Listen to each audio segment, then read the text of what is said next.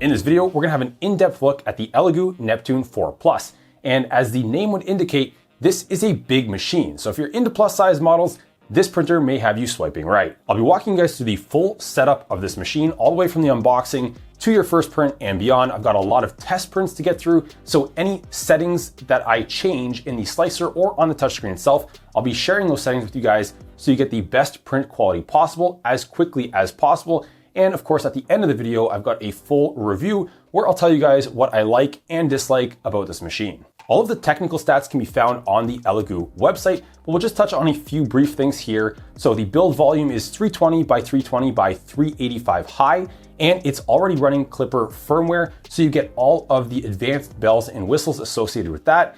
The nozzle temperature can reach 300 degrees Celsius, so you'll be able to print in a wide variety of materials, and they advertise print speeds up to 500 millimeters per second. Now, obviously that speed depends on a lot of things, so just keep that in mind. We've got a lot of stuff to get through in this video, so let's not waste any more time and let's get started. We'll begin here with the unboxing, and this is not a small printer, and therefore it comes in a pretty big box. And this box is fairly heavy, so if you're not that strong, I would highly encourage you to get someone to help you lift it on the table. And once you've got it cracked open, the first thing you'll find inside is the instruction manual. Below that, there's a layer of foam packed up with most of the accessories, as well as the very tall gantry of the Neptune 4 Plus. Beneath that, another layer of foam packed nicely with the base of the printer. And this is the heaviest component, so be careful lifting it out of the box.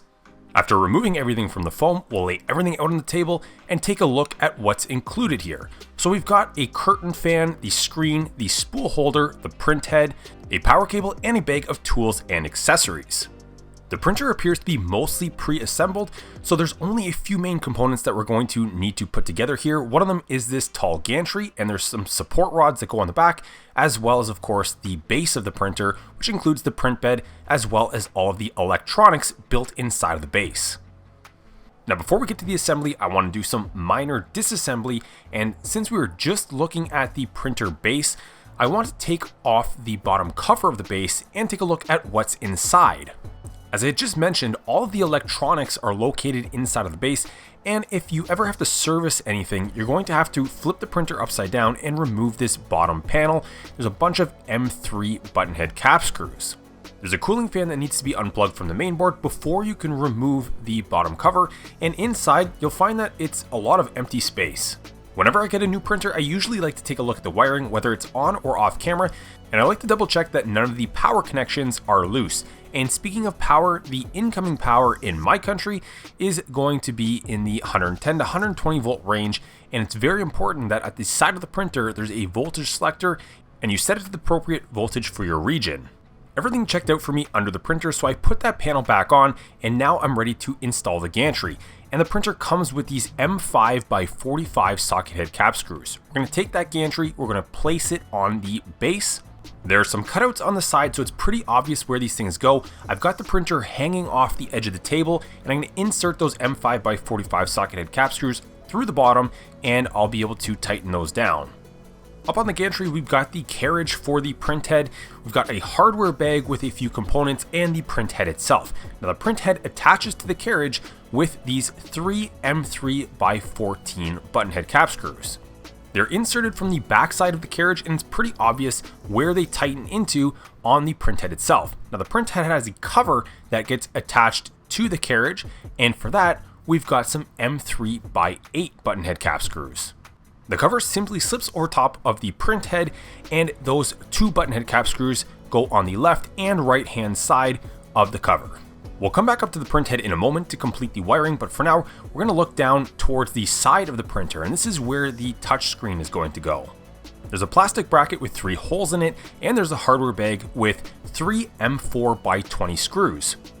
If you take a look at the right hand side of the printer, you'll notice that the frame is made up of an aluminum extrusion, and it's got 3 holes in it that line up with the 3 holes on the plastic bracket, and that's where we're going to tighten in those screws. Also on the right hand side, you'll find a receptacle for the Wi-Fi antenna.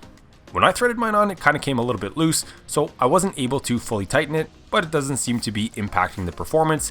And after that, we can just plug in the touchscreen with the port on the front of the printer. Next, we'll tackle the spool holder, and it also has its own hardware bag with 2 M4 by 18 screws. And at the top extrusion of the printer, you'll find some nuts that are already inserted into the channel of the top of the frame. We can place the spool holder bracket at the top of the printer and tighten down those 2 screws to lock it in place. In another bag, we've got the filament runout detection sensor with some hardware. A single screw fastens the runout detection sensor to the side of the spool holder, and tucked away behind the frame in this area, you'll find a 3-pin connector that we can plug into the runout detection sensor. Now we can thread in the spool holder into the spool holder bracket, and the assembly at the top of the printer is complete. The Elegoo Neptune 4 Plus is a very large printer, and it comes with these extra support rods that really stiffen up the frame. They've also got their own hardware bag, and there's 2 eyelets at either end of the rods, and this is where the hardware is going to go through. So up at the top, there's just a single button head cap screw on either side. Note that the position of the eyelets are on the outside of those frame brackets at the top. Down at the bottom, we've got more button head cap screws, but this time there's a washer. The screw goes through the eyelet, and the washer goes on the other side and gets sandwiched between the eyelet and the frame. The same process is repeated on the other side of the printer. And while we're down here at the back and bottom of the printer, you'll also find some connectors sticking out, which are plugged into the Z-axis motors. Looking from the back of the printer on the left hand side, there's only 1 connector. However, on the right hand side, there are 3 connectors. The 6-pin connector again goes into the Z-axis motor, and we're left with 2 more connectors. One is a 2-pin, another is a 3-pin. There are male and female connectors, one goes into the other, and you cannot mess this up, the connectors are keyed. Since we're still at the back of the printer, we can now draw our attention up to the gantry, and at the back of the gantry frame member, there are 3 holes. There's a hardware bag with 3 M4x50 button head cap screws, and this is what we're going to be using to attach the air curtain to the back of the gantry. The holes at the top of the air curtain are not through holes, so you can't put the hardware through those. They go through the second set of holes as seen here. At first, I thought this air curtain was a little bit overkill, but later in the video, you'll see that it really contributes to the overall print quality, so you definitely want to install this thing. Then we can take the long flat ribbon cable harness and route it up to the print head. We'll plug it into the receptacle at the top of the print head, and you'll find that there are 2 levers on either side of the receptacle, and you'll press those in to lock the connector in place. Then you can squish that flat ribbon cable into the strain relief bracket at the back of the print head. When you're finished, it should look something like this, and you should be able to move the print head freely from the left side to the right side with no obstruction to that cable. In yet another hardware bag, you'll find a cable clamp with a single screw. This clamp gets attached to the metal bracket at the back left-hand side of the gantry, and there's a small plastic indexing peg to make sure that it gets installed the right way. Routing the cable harness through that clamp is a little bit awkward and took me a few tries to get it right, and what I recommend doing here is first installing the 2-pin connector into the air curtain, then installing the 6-pin connector into the bottom of the X-axis motor. And it was very difficult to capture here on camera, but what I did was I folded over the ribbon cable in half, and then that's going to get inserted into this clamp. It was very awkward to capture on camera, but you have to pry that clamp open and then slip in the ribbon cable. This is the only way that I could get it to fit, and to be honest, I wasn't crazy about folding the ribbon cable in half like this, and I couldn't get the 2-pin harness to fit in there as well. If you guys have any suggestions, put them down in the comments section if you thought I should have done this differently, or if you guys have a better way of doing it. After that, you can check to see if the print head is wobbling. You can just grab it with your hand, shake it, and if there's any movement, there is an eccentric nut hiding behind the print head, and you can use the included wrench to give it a half turn in either direction to move that V-wheel up and down. Do not over tighten it so the carriage becomes difficult to move. Similarly, the print bed runs on V-wheels as well, and you want to give that a bit of a shake and find if there's too much play in the print bed. Looking below the print head on the left-hand side, there is an eccentric nut, which we can also adjust. Now, it is in a very awkward place, right behind one of the bed leveling knobs. You'll have to work around the bed leveling knob to make any adjustments on this side if necessary. I had to make a small adjustment on this side, and it can be a little frustrating, so don't give up. Now, on the right-hand side, you'll find 2 eccentric nuts. Fortunately, these ones are on either side of the center bed leveling knob, so these are very easy to make small adjustments to. Similar to the approach on the print head, you want to make adjustments to those wheels such that they are not slipping, but also not too tight that it's causing an unnecessary amount of friction. Just make them snug, the print bed should not be rocking side to side. Now we're finally ready to power on our machine. And when you first start up your Elegoo Neptune 4 Plus, you'll be greeted with the Elegoo splash screen. You'll be told to wait a moment for the printer to start. And now we have the menu in front of us, and we'll hop right into the settings. And here's where we can find our Wi-Fi settings, and you can connect to your local Wi-Fi network. Once connected to a Wi-Fi network, we can head on over to the About machine, and this is where you'll find your IP address. Now, some machines can do over-the-air firmware updates, but this does not appear to be one of them. So whenever I get a new printer, I always go over to the manufacturer's website and I check for the latest firmware. I've downloaded that latest firmware for the Elegoo Neptune 4 Plus, and there are a number of files inside of that download container. Some of them are for the main board and other ones are for the touchscreen. On one of the USB sticks that came with the printer, there was also some instructions on there on how to perform firmware upgrades for both the main board as well as the touchscreen. So you can actually follow those instructions.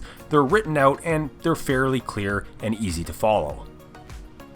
It's recommended that whenever you do a firmware upgrade on the main board, you also do one on the touchscreen. So I'll show you guys how to do both of them here.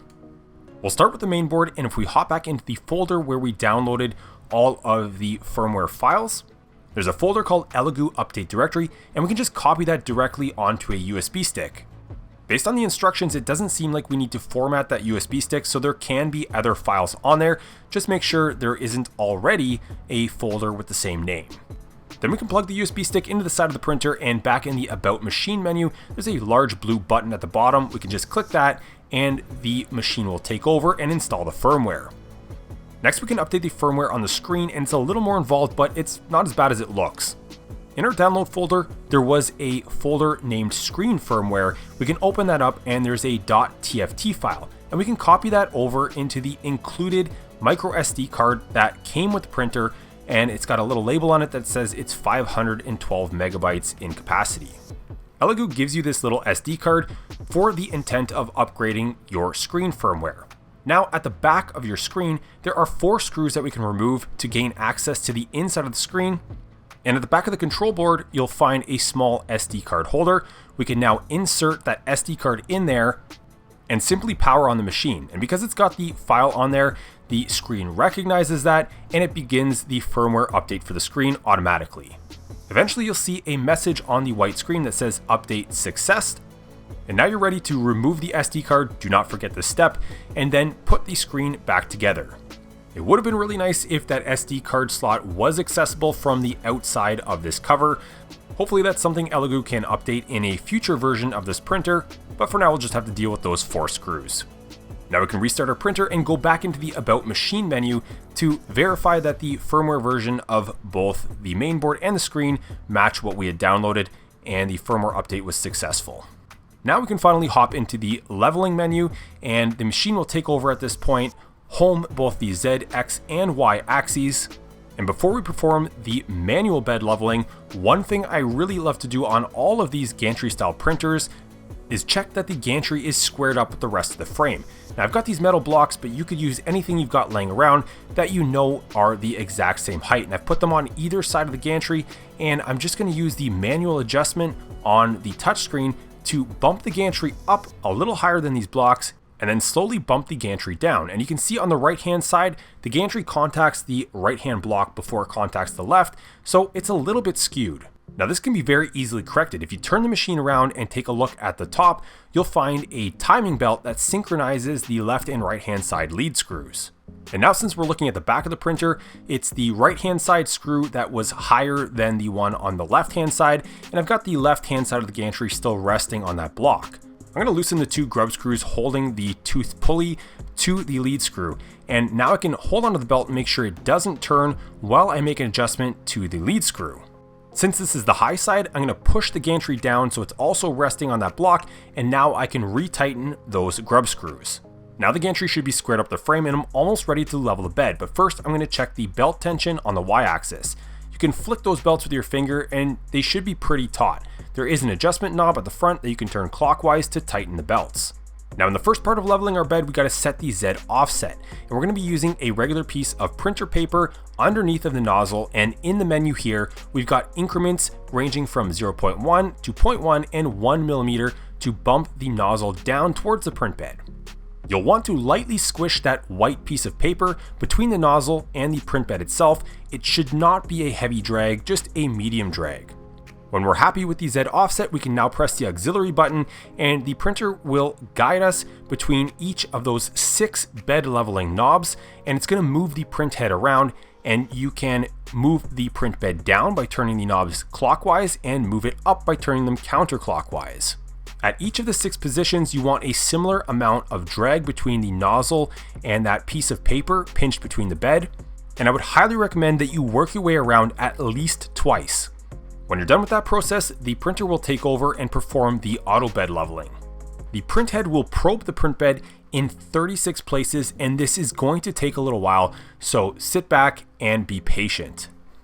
In the bottom of the leveling screen, there's an array of numbers that will now be populated with all of those auto bed leveling measurements, and I would highly recommend that you make some final adjustments to the Z offset with your piece of paper one more time. When that's finished, click the little save icon in the top right hand corner of the screen. And now we're ready to hop into the advanced settings, and this is where we're going to find the input shaper for both the X and Y axis. You can press the start detection button and we'll start with the X axis. Your printer is going to make a whole bunch of awkward, weird vibrating noises, and this is totally normal. If you're not familiar with this process, there's an onboard accelerometer, and the printer is going to try and find resonant frequencies, and when printing, it's going to try and avoid operating within those frequencies. This leads to really nice print quality, and beyond that, you can just start navigating through the rest of the settings and get familiar with some of the options of your new printer. But if you're excited as I am to get printing, then you're going to need to load in some filament, and for that we'll need to head into the prepare menu, and this is where we can set temperatures for the nozzle and the print bed. I'll place my roll of filament up on the spool holder, and I'll guide the filament through the runout detection sensor and down towards the print head. Then you can insert the filament through the top of the hole, and you're going to use the lever and depress it towards the left hand side of the print head to release tension on the extruder and insert the filament into those gears. On the touchscreen menu, you can hit load and hit confirm. It's going to begin to preheat the nozzle, but you'll see that the target temperature is 170 degrees Celsius, and even for PLA, I think this is a bit low. So I quickly pressed the temperature tab and then pressed PLA, and now the target temperature is 205 degrees Celsius, and in the future I think I'll do that first instead of just pressing load. The printhead will then prime itself, and now we're finally ready to hop into the slicer.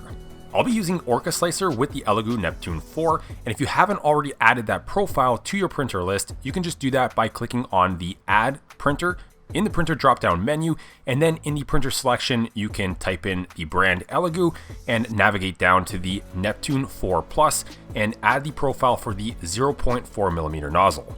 Now that I've changed the printer, you can see that in the material profile, it just says standard PLA, and we can open that up and make any changes to this profile if we deem necessary. Now every printer is a little bit different. What prints well at 200 degrees on one printer might not print at all on another, but those temperatures look a little low for my liking, so I'm going to bump the first layer nozzle temperature up to 205, the other layers to 210, and the bed at 60 degrees for PLA. In the cooling section, I'm only going to make one small change, and that's going to be to check the box that says keep fan always on, and that's for the part cooling fan. Below that, there is a field for the auxiliary part cooling fan speed, and that would be the air curtain that we installed onto the gantry. For now, I'm going to leave that value at 0, and we're not going to be using it. We'll see how the prints turn out, and then we'll turn it on later. Everything else in the material settings looks okay, so we can close out of there and just save that profile. Now we can move on to the print profile settings themselves, and I'm only going to make a few small changes here as well. So in the strength, we're going to change the wall loops to 3, and the other thing that I'm going to change is the infill type. Personally, I like triangles, and I'm going to leave the infill density at 15%. You can see I've already got 4 build plates prepared, each one with a quarter of one of these organizer trays that I've been working on. All of these pieces will eventually get screwed together. They're very large prints with a very large and flat first layer, so this is actually perfect for a first print because we'll be able to evaluate the first layer as it's going down, and make any changes to the Z offset while the print is live. Now you can see I've already sliced this part by clicking on the slice plate button in the top right hand corner of the screen, and if we want to send this wirelessly to the Neptune 4 Plus, then we can click the little Wi-Fi icon beside the Elegoo Neptune 4 Plus in the drop down menu, and we can just type in the IP address. We can leave the host type as Octo Klipper, and then we can reslice the plate now that we've got a printer with an IP address, and click on the upload and print button, and that's going to upload the file and automatically start the print. We'll also automatically be taken to the device tab. And this is where you'll see the web dashboard or control interface for the printer. There's a ton of functionality inside of this dashboard that goes way beyond the scope of this video. So if you're not already familiar with what it does and what it's capable of, I would highly recommend that you watch some videos on YouTube about the Klipper fluid or mainsail interface. But without going way down a rabbit hole on this topic, some of the basic things that you can do inside of this control interface is remotely control your printer, turn on heaters and preheat it, as well as start files, organize your files, control things like fan speeds, and even monitor your prints if you had an onboard camera. It's basically a remote command center for your printer. So we've got that file sent off the printer and it's already started, and we should take a look at the touchscreen and see what kind of options we've got while the printer is running.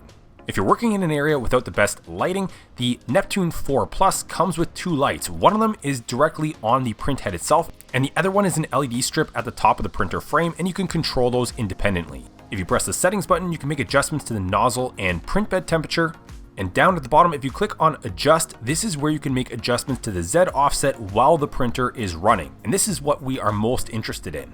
Although we did our best to estimate the Z offset with the white piece of paper earlier in this video, the best way to do this is to print something with a very large flat surface like this, and then very finely dial in the Z offset. This print started in the bottom right hand corner. You can see that the layers had some gaps in between, so I lowered the Z offset to be a little closer, and that got rid of those gaps, and I've got a nice perfect flat first layer now. Now, I'll be honest, when I first got this printer and I saw these 6 bed leveling knobs, I honestly thought this was going to be a little bit of a nightmare when it came to the first layer, but in terms of the large build platform printers that I own, this has to be one of the best performing when it comes to the first layer. It's extremely uniform, and it may have something to do with the fact that it measures 36 points when it does the auto bed leveling, so it builds a very accurate profile of the print bed. One other thing that I do that I find really helps is to preheat the print bed at the print temperature for several minutes before starting the print and let it heat soak. The rest of this print went off great, and I don't have any complaints in terms of the quality. Now, white filament probably wasn't the best choice for the first print because it's very difficult to see the details on camera. But the walls here look and feel very smooth, and at any of those transitions where the print head had to change directions, I don't see any major signs of ghosting or ringing. The large top surface layer at the bottom of this tray was also quite uniform looking, and it filled in nicely considering that I only used 15% infill. There were no signs of pillowing, and it seemed like the part cooling fan was adequate for this print. So I went ahead and printed another quarter of this insert, and I was very satisfied with the results, but we need to move on to a different color material because, again, this was just too difficult for you guys to see on camera. I'll change the material to some gray PLA, and I've got this model of the Eiffel Tower that I'm going to scale up 300%. For this test, I want a very tall model where we can use more of the vertical build volume on this printer because it is very big.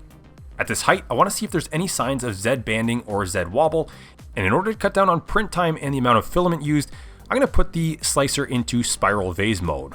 If you're not familiar, this is going to hollow out the entire model so there's no infill and it's only one wall thick. Not all models work well printing in this mode, and there are areas on this Eiffel Tower model that I'm a little concerned about, such as this one right here where this arch comes to a point and you can kind of see some gaps in the sliced model. I'm fully expecting that the print is not going to look so nice in this area, and that's not at all the fault of the printer itself. That's more of a limitation of the geometry and this printing mode that I'm going to be using. If all goes well, the rest of the print should look great. There are some other slightly more challenging spots, such as this large recess right in the center of the tower, but if the part cooling is decent, it should be able to conquer those overhangs, and we can have a closer look now. And so, as I had suspected, the area with the arch didn't come out looking great, but again, not really the fault of the printer at all, just more of a limitation of the geometry. This area is not great for spiral vase mode. However, those large recesses in the center of the tower, I was very surprised that those came out looking that good. Working my way up the tower, I was very happy to see no signs of artifacts like Z wobble or Z banding. There is a slight change in color in the material though. This has more to do with the temperature buildup of the material at the top of the tower, where the layers are smaller and the material is deposited more frequently, and so it's going to be a little hotter and a little glossier looking. You can generally control this with minimum layer time settings, but that really wasn't the idea behind this print here. I was more interested in the print quality itself and just making sure that this part was not going to be shaking or rocking, and there was no signs of the Z wobble or artifacts in the Z axis as we go up the tower. The bottom of this print was also fairly large, and it was an absolutely flawless first layer. Overall, I thought this was a very nice print, but it's time to get out of spiral vase mode, and I wanted to print something else with some more overhangs to further challenge the part cooling. Curiously, this part did not do so well despite the fact that the overhangs were not that severe. I personally designed this part, and I know for a fact that there are only 45-degree overhangs. Both on the inside and outside surfaces of this part, things weren't looking so great. There was nothing particularly special about the filament either. It was pretty much standard black PLA that I've used 1,000 times on many other printers. But I think the key here is to enable that curtain fan. To do that, we need to go into the material settings in our slicer, and if you scroll down under the cooling section, you'll find auxiliary part cooling fan, and I'm going to set the fan speed here to 80%. As far as I can tell, this auxiliary part cooling fan will turn on after the first 3 layers, the same as the setting for the regular part cooling fan, and then subsequently run at 80% speed for the duration of the print. This should provide us with a significant boost in part cooling performance and hopefully rectify those print artifacts that we just saw on the previous print. And this was the only setting that I changed on this print. I did not change the filament, I did not change the model in any way, and you can see how drastic the change is here in part quality. All of those ugly defects along those overhangs are completely gone, and this result looks so much better. So I would probably keep this on all the time, not just for prints with severe overhangs or even moderate or mild overhangs. Just leave that curtain fan on if you're printing with PLA. With this print, I also accidentally left the auto brim enabled, and that's what you're seeing me peel off of the bottom of this part. This model didn't need it, but it's nice to know that it comes off fairly easily, because this model here, where it was printed on a very small amount of surface area, did need it. That brim came off when I peeled the part off of the print bed, but this part also had some overhangs. You can see me pointing to them on the underside of this chamfer on this model, and the rest of the model looked excellent as well now that I have that auxiliary fan enabled across this entire part. I was very pleased to see how uniform the walls look. All of these prints are being printed at 0.2mm layer height, which is a pretty typical layer resolution, so this should give you a good idea if you were to own this printer or looking to buy it, what the part quality will come out looking like, at least while printing with PLA. Now this part and the previous part are intended to fit together. In both parts, the mating features are printed up at a 45-degree angle, and again with that auxiliary part cooling fan enabled, the features in these regions came out looking nice and tight and accurate, so those two parts fit together without an issue. Next, I've got this multi-part print of a very recognizable video game character, and I wanted this thing to come out very large, so I scaled each of the parts up to 400%. In the slicer, I grouped each of the parts into a single build plate depending on the color that it was to be printed. Since I was already using the printer at this point to print in black PLA, I printed the black parts first, and I wasn't at all surprised to find how well these parts came out based on the previous parts that we just looked at. That being said, sometimes I do have this idea in my head that a large printer may not be as great for printing smaller parts. And I've been printing for a lot of years now, so I'm not really sure why I can't get this misconception out of my head. But you can see that as big as the Neptune 4 Plus is, it has no problem producing nice quality on these small parts with finer details. Also keep in mind that the parts that I show you in this video are just a random selection of parts that I print. When I test these machines, I print a lot of stuff. So I've also printed even smaller parts with even finer details, and I've been very happy with how they've turned out, but some of them are just less exciting to show on camera. So then I moved on to the feet of this model, and these ones here were printed in red PLA. And it'll be interesting to take a look at these feet because they have some very organic geometry to them. They're round, but also there's some gentle curves in there, and they curve up into a dome-like shape at the top of the foot. At the standard 0.2 millimeter layer height, I didn't notice too much of that staircase effect, and I thought the printer managed that very well as the transition from those round surfaces into that scallop where we have the feature where these feet will mate to the rest of the body. So overall, a very nice print, and again, with all of these parts, first layer was not an issue whatsoever. I'm finally ready to move on to the two halves of the head of this character, and these are by far the largest parts in this build. There are mating features on the bottom that look like semicircular pockets, and for this we can use the support painting to selectively apply supports inside of these pockets. And I'm gonna go with tree supports, and we'll find out how easy those are to remove from this part when it's done. This half here is going to be a 7-hour print, and it's going to consume over 300 grams of filament. And this print was successful on the very first try, and I didn't have any issues in that regard. However, when looking at the finished product, this part did have some issues with under extrusion, which was definitely weird because none of the other parts that I had printed up until this point had this issue. And the under extrusion was present on multiple surfaces, so I didn't want to chalk this up as the filament potentially just getting tangled at a particular point in the print. It was present all over the print.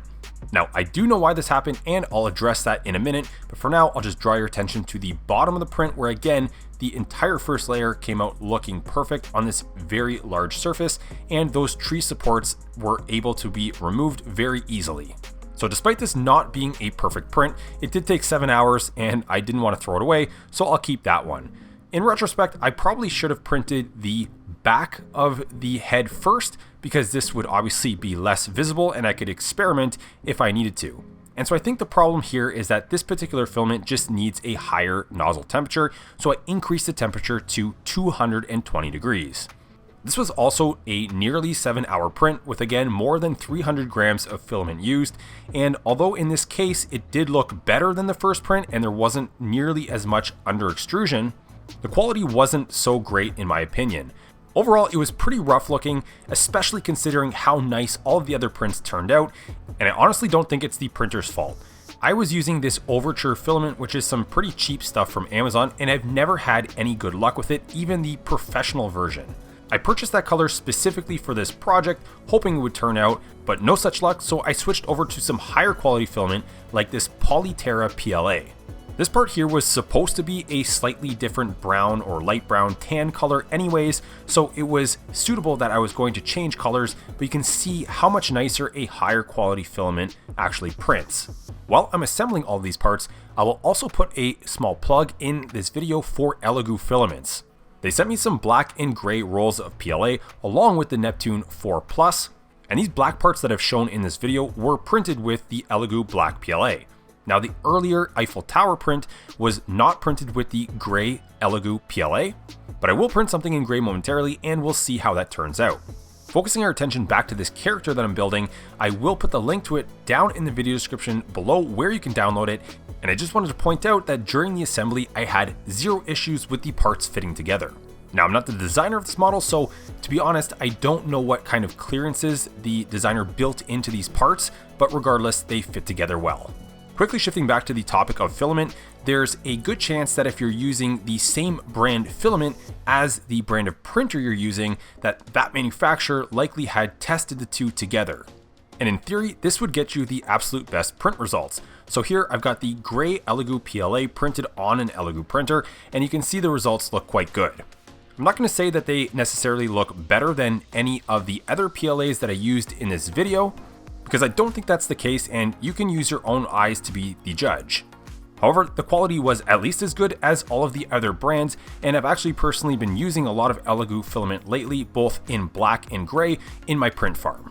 It's been printing well on all of the different brands of printers that I use and run in my print farm, not just this Neptune 4, so give it a try. So that wraps up all of the test prints, and I'll tell you a little bit more about my experience with this printer. So everything went very well out of the box, and as you guys saw earlier in the video, both the assembly and the setup wasn't too bad, but I will be honest, when I first saw those 6 bed leveling knobs, I definitely thought that I was in for a rough time, but it ended up going pretty smooth. Most manufacturers these days seem to be ditching the bed leveling knobs in favor for a hard mounted print bed, and they just typically let the auto bed leveling feature take over and measure the print bed for you. Now, this is easier for the user to set up versus having to do the manual bed leveling. However, if you do end up having a problem with the bed level and your bed is hard mounted, obviously you have no means of making any sorts of adjustments. Since this machine has both manual and auto bed leveling features, and the results seem to work excellent on those first layers, it doesn't seem like it's too bad of an idea to have those bed leveling knobs and putting in the initial time up front into getting the bed as level as you can manually, and then letting the auto bed leveling feature make those fine adjustments to compensate for a little bit of waviness that happens naturally on a large platform. While we're on the topic of the print bed, one of my nitpicky complaints about this machine is the fact that the magnetic flex plate does not have any locating features, and it's fairly large, so when you go to stick it back on the build platform after you've removed it, there's a pretty strong magnetic force pulling it down, and oftentimes it will take 1, 2, or even 3 tries to get it aligned properly. Hopefully in the future, maybe the next version of the Neptune 4 Plus, Elegoo will address this with some locating features for that flex plate. Now, the most important thing here is that the overall print quality I thought was very good. The only caveat is that I don't know if the slicer profile that I was using was an officially supported profile from Elegoo, or if it's a community developed profile that you just find in those releases of the latest version of OrcaSlicer. That's unclear to me. And I think that's one thing that Elegoo could do a little bit better, is on their website providing you with some direction to where you can find an officially supported slicer profile. They have an entire slicer developed for their resin printers, so I don't see why they couldn't at least just have some OrcaSlicer profiles for the Elegoo Neptune 4 Plus available for download right on the product page. And I think this is really critical because, as you guys saw earlier in the video, by enabling that auxiliary part cooling fan, which I was calling the curtain fan, the one attached to the gantry, this was disabled in the slicer profile that I was using. And for a beginner user, it's definitely not something that's obvious that you need to enable to get better part quality on those PLA prints. But I guess that's also kind of the reason why you're here watching my videos, to get those kinds of tips. So I can't get too upset about it, and you just may want to consider hitting that subscribe button right now. Obviously, Elegoo sent me this machine for free for review. So one of the things I try and keep in mind when doing these reviews is, how would I feel if I paid full retail price for this printer? And right now it's listed at $340 US on the Elegoo website. I'll put a link in the video description down below so you can go check that out if you're interested. Now, if I had paid that price, I would feel like I've gotten good value for this machine based on how it's performing so far. It's always easy to be more forgiving of flaws in these products when you didn't pay for it, so that's always something that I try and keep in mind. And the other thing I always try and remember is the fact that I also have years of 3D printing experience. So a minor inconvenience for me might be a major hang-up for a beginner user. But overall, I found that I didn't run into anything that I thought would be that bad for a beginner user to troubleshoot, especially now with a resource like YouTube available. I've already printed a lot with this machine, and it's proven to be very reliable so far. It's going to see some service in my print farm, so I'm gonna log a lot more hours on it. And if something does go catastrophically wrong in the future, I'll usually put that sort of thing in the video description down below. So if you're watching this at a later date, go check down there for any updates. So if you're looking to do big parts, whether it's for functional tools and accessories, or maybe you're just into some fun stuff and you want to print your next awesome cosplay project, I think this printer is a viable solution for you. The only thing you have to keep in mind is that it is big, so it does require a lot of space. You're going to need a table with quite a bit of room because of the large build format. So that's it for now. And if you're looking to pick up the Elegoo Neptune 4 Plus, check the video description down below, as well as even a pinned comment for me in the comment section for a link to the best price. And as a bit of an aside, if you're not already aware of the controversy surrounding the Honey browser extension, I would highly recommend that you disable that browser extension if you're looking to support your favorite creator in the form of clicking these kinds of affiliate links. It does not in fact find you the best discount out there. And additionally, what it does do, if you interact with that Honey pop-up in any manner at all, it steals the affiliate commission from your favorite creator completely, and it completely gobbles it up for themselves after doing literally nothing for you. Yes, you heard that correctly. Even if it finds you no discount codes and you just click that Got It button in the Honey browser extension pop-up, it will stuff its own affiliate code in there and take all of the affiliate commission completely for itself. So if you have Honey, please disable this vampire browser extension. And if you're looking for more information about that, there's tons of videos popping up on YouTube all about it. You can go watch some of those to inform yourself. But as always, if you're looking to support this channel directly, you can head on over to embracemaking.com, where I've got tons of 3D printer upgrades and accessories available, as well as technical resources and more. Thanks for watching.